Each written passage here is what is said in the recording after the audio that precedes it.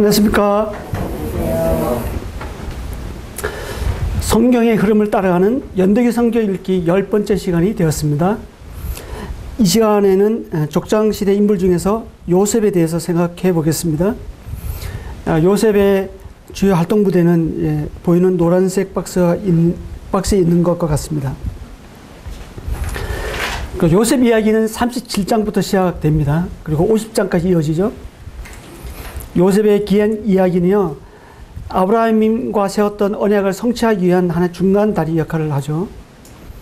그리고 이 요셉의 이야기는 족장들의 역사에서 이스라엘 백성들의 역사로 넘어가는 다리 역할을 합니다. 다음에 족장의 가계도를 보시겠는데요. 창세기 50장까지의 이제 족장의 가계도입니다. 여기서 보면요, 하나님은 세상 가운데 아브라함을 부르셨죠. 그리고 언약을 맺습니다. 아브라함의 언약은 이삭으로 넘어갔습니다. 그리고 야곱에게 넘어갔죠. 언제나 보면 사람의 생각은 첫째 장자에게 있었지만 하나님의 생각은 후자에게 있었죠. 차자, 낮은 자, 약한 자에게 있었습니다. 아브라함의 언약은 요셉에게 넘어가는 듯 했습니다. 그러나 실상은 요셉은 중간다리 역할에 불과했죠. 결국 메시아의 계보는 유다를 통해서 넘어갑니다.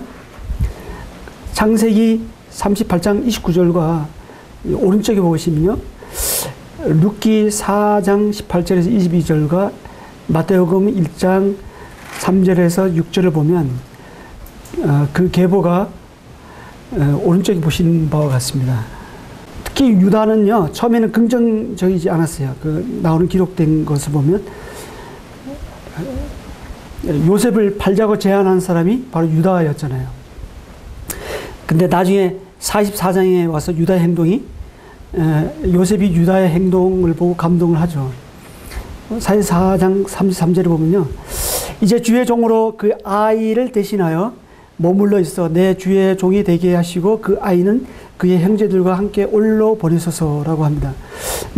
이것은 뭐냐면 자기 자신이 유다가 대속자의 역할을 하고자 했던 것이죠. 유다는 베냐민을 대신하여 볼모로 자기 자신이 베냐민을 대신해서 자기 자신이 볼모로 잡혀 있기를 원했어요. 그래서 이 사건을 통해서 아브라함의 언약의 주권이 요셉에게서 유다에게로 넘어가게 된 계기가 됩니다.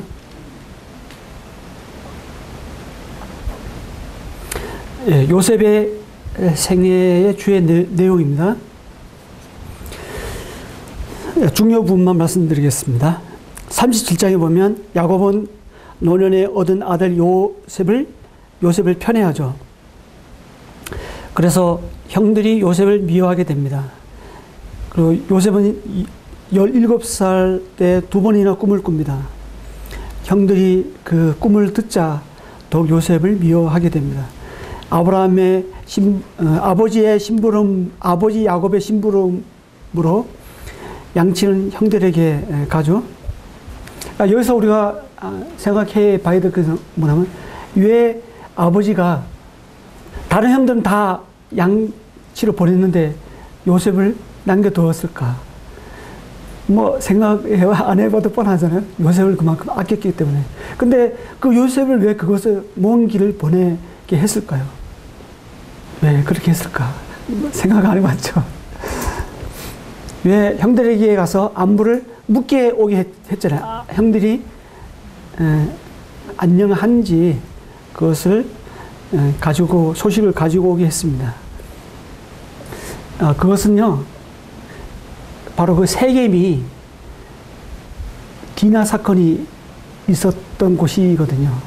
그래서 루벤과 레이가 세겜 족장, 세겜에 있는 남자들 다 죽였잖아요. 그래서 혹시라도 세겜 족속들이 복수하지 않을까 염려가 됐던 거예요. 그래서 자기 아들 해치지 않을까, 자기 양떼를 해치지 않을까.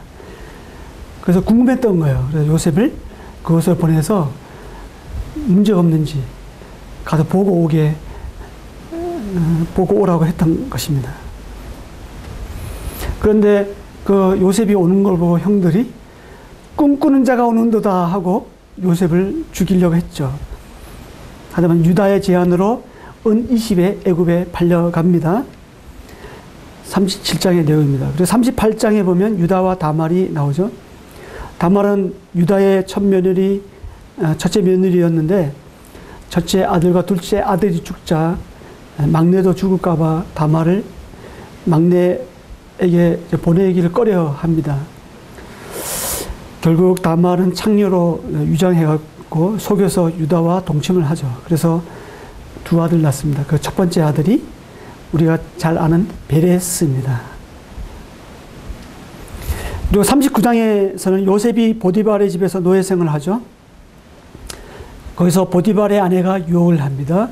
요셉은 거절하지만 결국에는 누명을 쓰고 왕의 제수를 가둔 감옥에 갇히게 됩니다.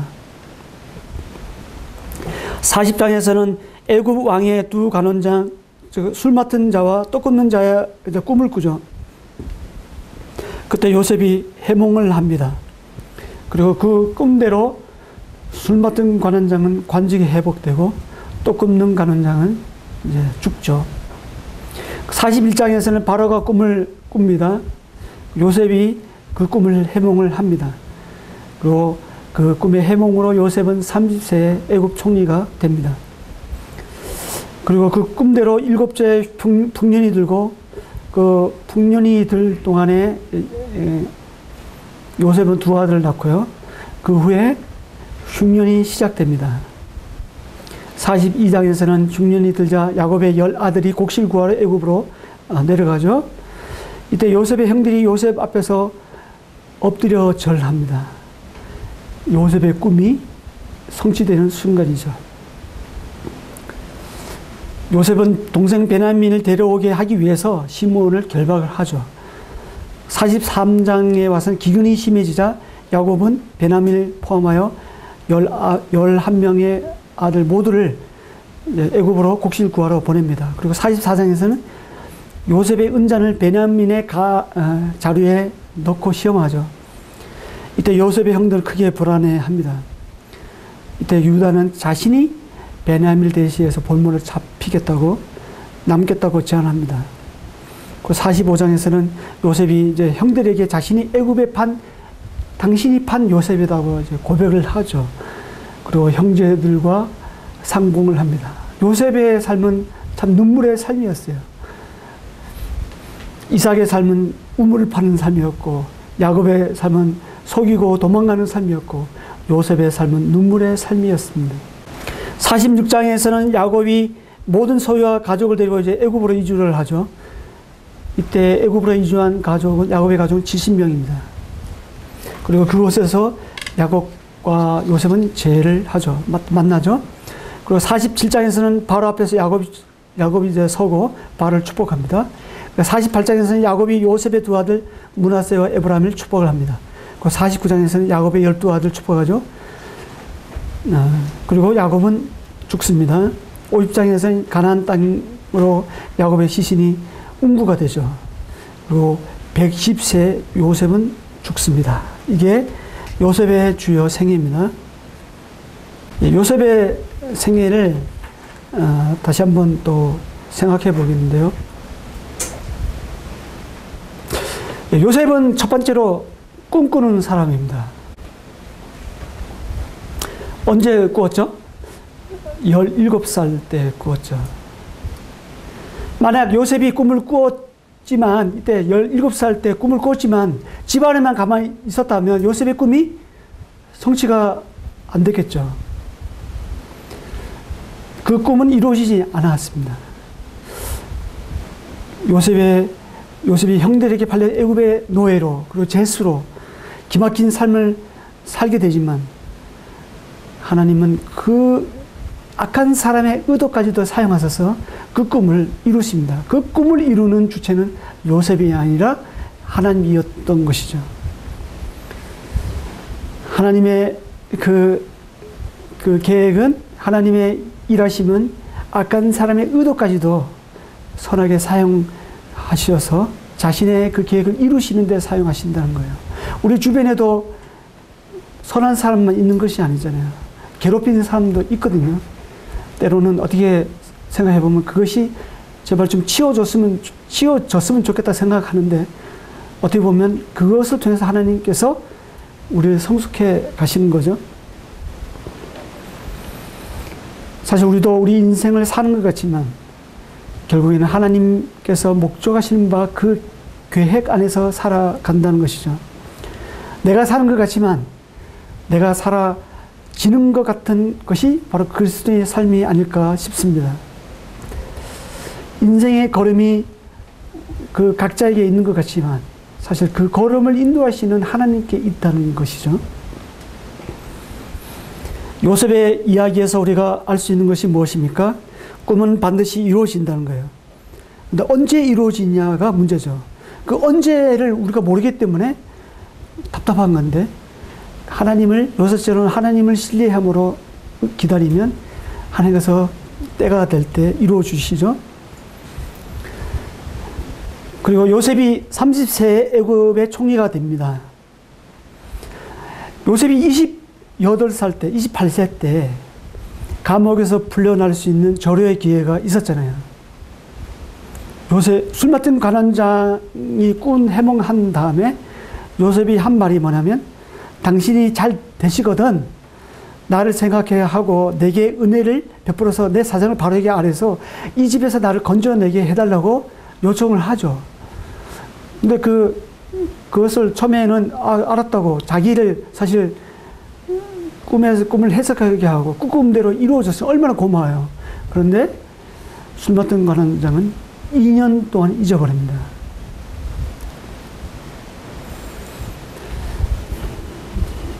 요셉은 그때 당시에 잠시 사람을 의지했지만 그렇지만 술 맡은 관원은 잊고 살죠. 2년 동안. 그 2년 동안 하나님은 철저하게 요셉을 더 낮추셨어요.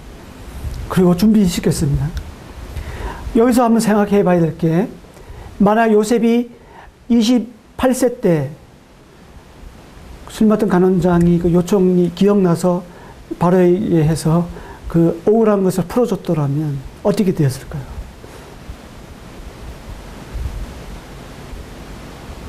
어떻게 되었을까요? 예, 물론 뭐 감옥에서 풀어는 놨겠죠. 물론 그리고 또 바로하고 만났겠죠. 그런데 총리는 안 됐을 거예요. 총리와는 거리가 멀었을 것입니다. 그는 어떻게 보면 감옥에서 나올 수는 있었지만 별 볼 일 없는 사람이 되었을 거예요. 또다시 보디발의 집에 뭐 가정총무로 또 평생 살아야 됐을지도 모르겠어요.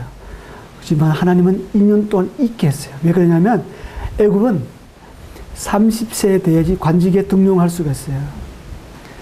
28세 때 풀려났으면 관직에 등용 못 돼요. 하나님은 2년간 더 기다리게 했던 거예요. 우리는 그것이 왜 그럴까 하지만 하나님은 그것도 다 하나님의 계획 아래 있었던 것이죠.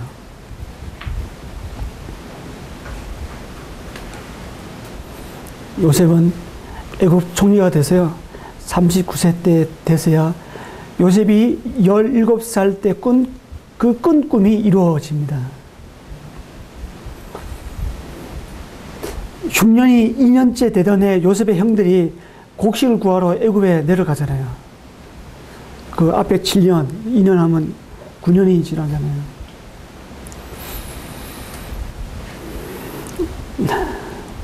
요셉이 그때 꿈을 생각하였다고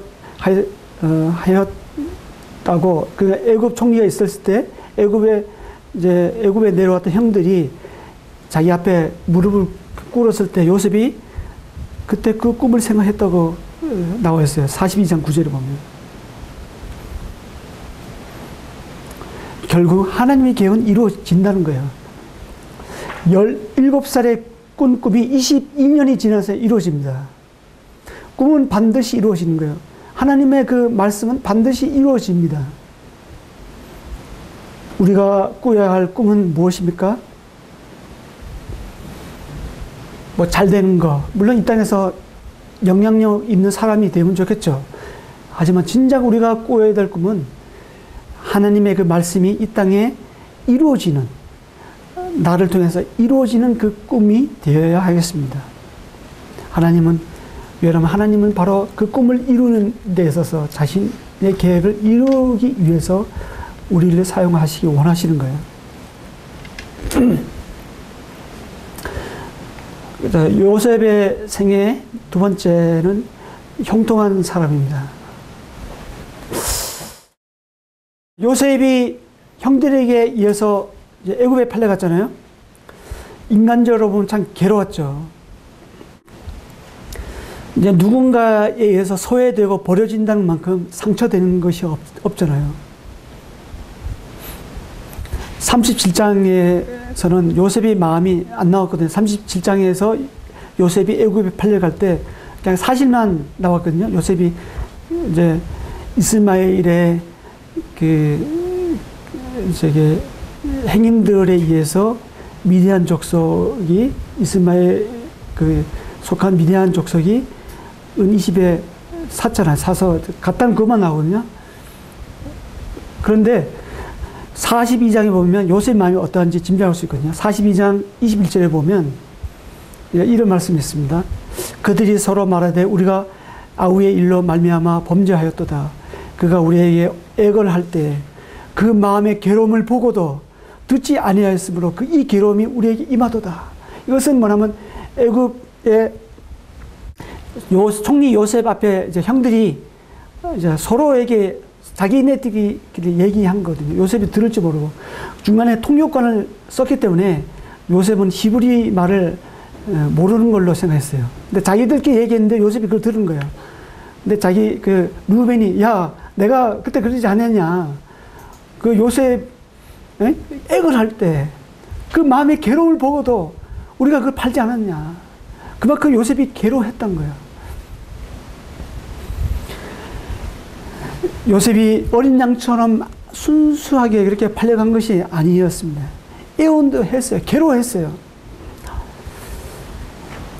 그런데 그 형들이 그러한 동생을 보고도 동생을 미워하는 그 마음이 더 컸기 때문에 상인들에게 은20에 팔았던 것입니다.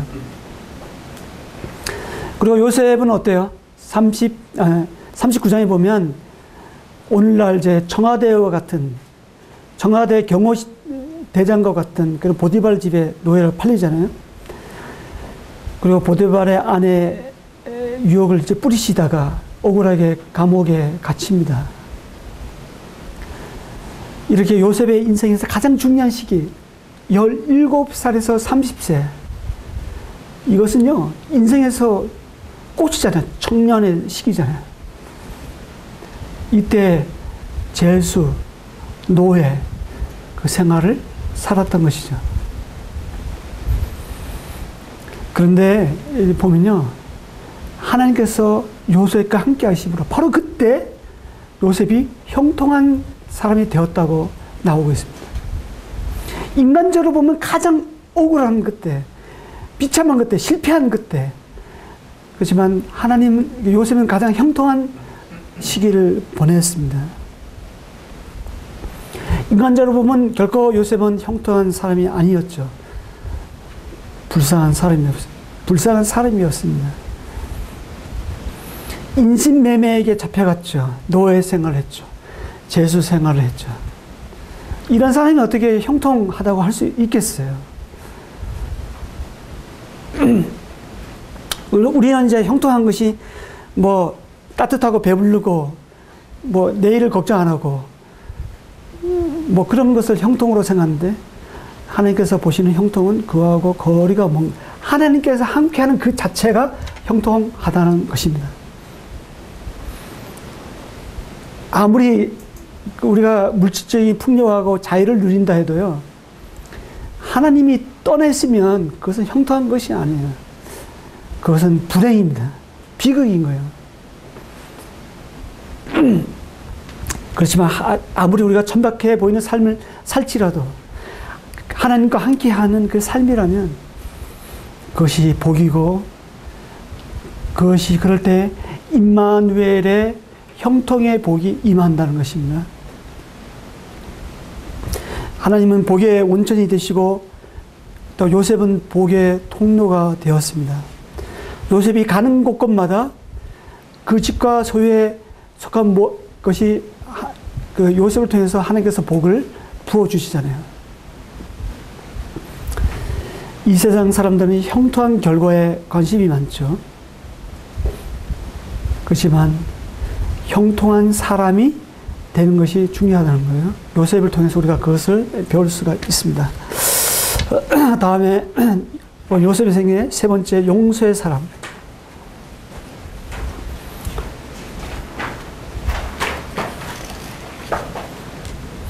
요셉은 세 번째 용서의 사람이었습니다. 이전까지 요셉의 마음에는 분노로 가득 찼어요, 사실. 아들의 이름에서 우리가 그런 요셉의 마음을 엿볼 수 있는데요. 오죽했으면 요셉의 아들이 므낫세잖아요. 므낫세의 뜻이 잊어버림, 이런 뜻이거든요. 요셉은 므낫세 이름을 지으면서 하나님이 내게 내 모든 고난과 내 아버지의 온 집을 잊어버리게 하셨다, 이렇게 기록이 나와 있습니다. 요셉은 아들의 이름을 통해서 자신의 과거를 잊어버리고 싶었습니다. 요셉의 마음속에는 분노가 가득 찼지만, 그렇지만 그런 중에서도 그 분노보다는 역사를 이루시는 하나님을 더 신뢰했던 것입니다. 곡식을 구하러 온 형들이 이제 자기의 발 앞에서 엎드려 절하고 있을 때 요셉의 마음은 어땠을까요? 에이, 이 원수들 여기서 만났네, 이렇게 하고 싶었을 거예요. 한번 너네들도 한번 당해봐라. 그게 얼마나 상처되고 쓴지. 그래서 요셉이 가지고 있는 그 영향력, 그 권력을 가지고 감옥에 충분히 집어넣을 수 있었고, 요셉이 당한 그 고통을, 13년 동안 당했던 그 고통을, 27년 동안 당했던 그 고통을, 29년 동안 당했던 그 고통을 너희들도 한번 당해봐라, 이렇게 했을 수도 있을 거야. 하지만 요셉의 선택은 용서였습니다. 인간적으로는 형들이 용서가 안 됐겠죠. 하지만 역사를 주관하시고 이끄시는 하나님의 눈으로 요셉은 바라보았습니다.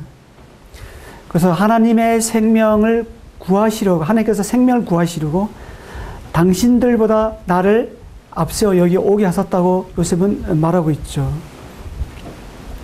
요셉은 꿈을 꾼 이후에 요셉의 삶은 하나님의 계획을 이루기 위한 과정이라는 것을, 과정에 불과하다는 것을 요셉은 그걸 받아들였어요.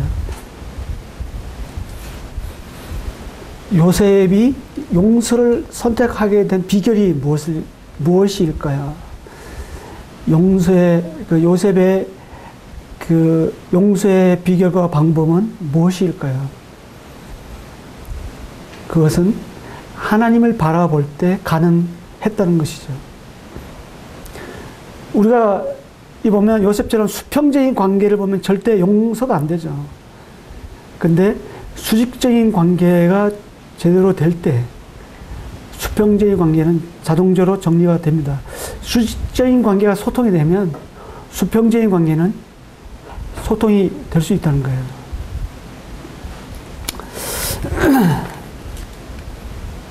다음은 요셉의 생애 마지막입니다.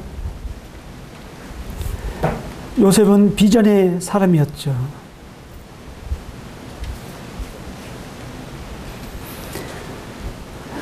요셉은 비전의 사람이었습니다. 요셉이 이를 보면 마지막 죽는 순간까지도 그 비전을 놓지 않았습니다. 창세기 50장 24절을 보면 요셉이 그의 형제들에게 이르죠. 나는 죽을 것이나 하나님이 당신들을 보내시고 당신들을 이 땅에서 인도하여 내서 아브라함과 이삭과 야곱에게 맹세하신 땅에 이르게 해달라고 이렇게 요청을 하죠. 그리고 요셉이 또 이스라엘 자손에게 맹세시켜 이르기를 하나님이 반드시 당신들을 돌보시리니 당신들은 여기서 내 해골을 메고 올라가겠다 하라. 이렇게 말합니다. 요셉은 바로 자신의 임종 자리에서 아브라함의 언약, 곧 이스라엘에게 하나님이 주실 땅, 아브라함에게 약속하신 언약, 이스라엘을 통해서 하나님이 주실 그 땅을 미리 바라보았던 거예요. 그래서 요셉의 유언대로 출애굽기 13장 19절을 보면 이스라엘 백성들이 출애굽할 때 모세가 요셉의 유고를 가져가죠. 그리고 여호수아 24장 32절 보면요, 이스라엘 백성들이 가나안 땅을 정복한 후에 이스라엘 자손이 애굽에서 가져온 요셉의 뼈를 세겜에 장사합니다. 예, 두 번째로 요셉의 그 비전은, 두 번째로 보면 요셉은 17세 이후에 하나님의 사람과 함께하는 공동체 생활을 하지 못했습니다. 우리가 이제 함께 있을 때는 서로 위로도 되고 격려도 되고 도전도 되고 그리고 책임감도 느껴가지고 긴장이 되고 해서 서로 붙잡아 줄 수가 있는데, 근데 혼자 있으면 나태하거든요. 자신을 좀 방임하게 되거든요. 뭐 누가 보는 사람이 없다 생각하면 자기가 마음대로 할 수도 있어요. 근데 요셉은 전혀 그렇게 살지 않았죠. 하지만 요셉은 하나님 앞에 정직하고 일관된 성품을 가지고 살았습니다. 하나님과의 끊이지 않는 관계 속에서 하나님의 임재를 경험하면서 살았습니다. 41장 38절에 보면요, 바로가 그의 신하들에게 이르되 이와 같이 하나님의 영에 감동된 사람을 우리가 어찌 찾을 수 있으리요? 라고 나옵니다. 요셉의 마음에는 하나님으로 가득 찼던 것이죠. 또한 요셉은 늘 하나님을 의식하면서 살았어요. 39장 9절에 보면 보디발의 아내의 유혹을 뿌리칠 때 이런 말 하잖아요. 금한 것은 당신뿐이다. 내같이 이 큰 악을 행하여 하나님께 죄를 지으리까, 이런 고백을 하죠. 그리고 잠언 5장 21절에 보면요, 대저 사람의 길은 여호와의 눈 앞에 있나니 이런 말씀이 나옵니다. 이 말씀을 라틴어로 보면 메 비디트 데우스 이런 뜻이거든요.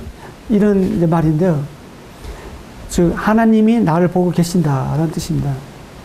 메 비디트 데우스. 즉 요셉은 어디에 있든지 그리고 무엇을 하든지 하나님을 늘 의식하면서 살아갔습니다. 그리고 하나님의 꿈을 자신의 꿈으로 생각하고 그 꿈을 이루는 중요한 영성을 가졌습니다. 그게 뭐라면, 이 말은 뭐냐면 하나님을 늘 의식하는 사람은 하나님의 꿈을 내 꿈으로 이루는 영성을 가질 수 있다는 것이죠.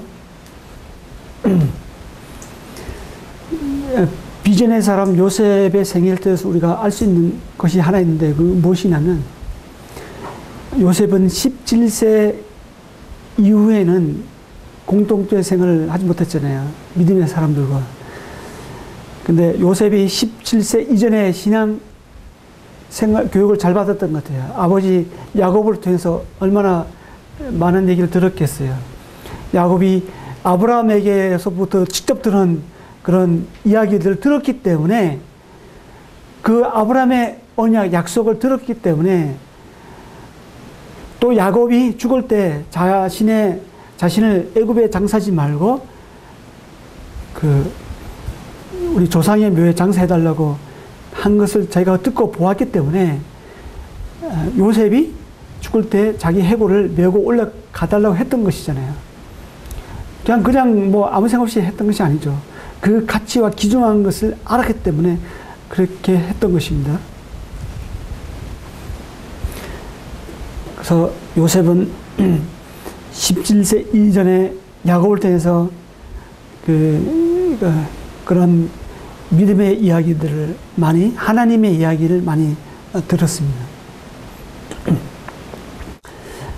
이것은 뭐냐면요, 우리가 17세 이전에 신앙 교육이 잘 되면 어디를 내놔도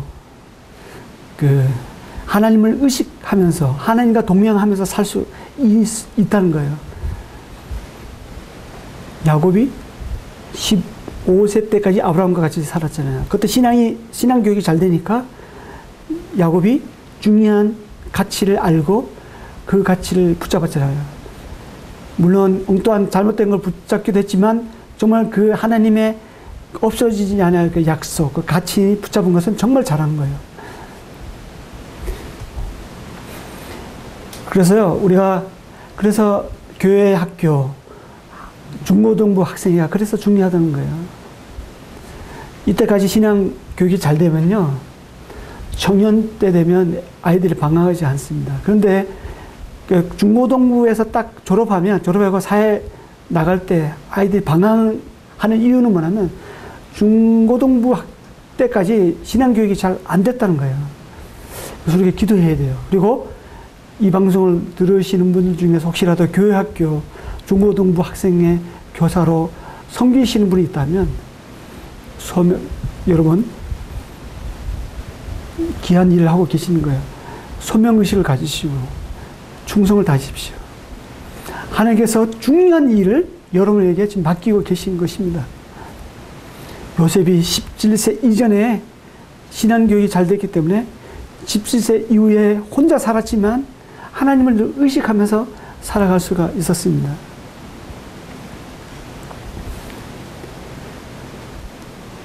세 번째로 보면 요셉은 주인공처럼 보이지만 지나가는 한 세대에 불과했습니다.